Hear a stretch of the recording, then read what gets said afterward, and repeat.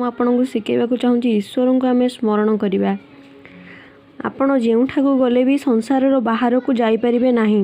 ଜଣେ ସାଧୁ କହିଛନ୍ତି ଯଦି ଆପଣ ଗୋଟିଏ କଣ୍ଟାବଣ ବାଟେ ଯିବେ ତେବେ ଆପଣ ସେ ବାଟେ ଚାଲିଯିବା ପାଇଁ ସାରା ଜଙ୍ଗଲରେ ଗାଲିଚା ବିଛାଇ ଦେଇପାରିବେ ନାହିଁ। ତା ପରିବର୍ତ୍ତେ ଜଣେ ବିବେକୀ ବ୍ୟକ୍ତି ଯଦି ଜୋତା ପିନ୍ଧି ଚାଲିବେ ତାହେଲେ ସେ କଣ୍ଟା ମାଡ଼ିବେ ନାହିଁ।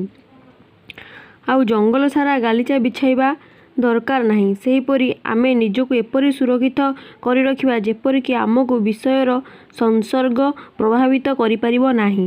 ଯଦି ଆପଣଙ୍କୁ କୌଣସି ଦୁର୍ଗନ୍ଧଯୁକ୍ତ ସ୍ଥାନ ଦେଇ ଯିବାକୁ ହୁଏ ତେବେ ଆପଣ ସବୁଆଡ଼େ ସୁଗନ୍ଧ ଦ୍ରବ୍ୟ ଛିଞ୍ଚି ପାରିବେ ନାହିଁ। କିନ୍ତୁ ଯଦି ଆପଣ ନାକ ପାଖରେ କସ୍ତୁରୀ ବା ଅତର ଇତ୍ୟାଦି ସୁଗନ୍ଧ ଦ୍ରବ୍ୟ ରଖିବେ ତେବେ ଆପଣ ସୁଗନ୍ଧ ଅନୁଭବ କରିବେ, ଦୁର୍ଗନ୍ଧ ଅନୁଭବ କରିବେ ନାହିଁ।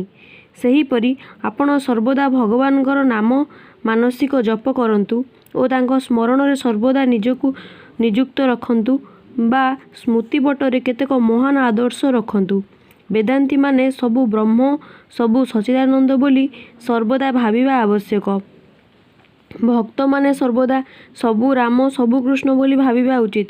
ଏହା ସହିତ ସତତ ମହାବାକ୍ୟ ବା ଇଷ୍ଟ ମନ୍ତ୍ର ଜପ କରୁଥିବା ଉଚିତ। ଏସବୁ ବିଷୟ ମନରେ ବଡ଼ ସୁନ୍ଦର ପ୍ରଭାବ ସୃଷ୍ଟି କରନ୍ତି, ଯେଉଁଥିରେ କି ମନ ଅନୁରକ୍ତ ହୋଇଯାଏ।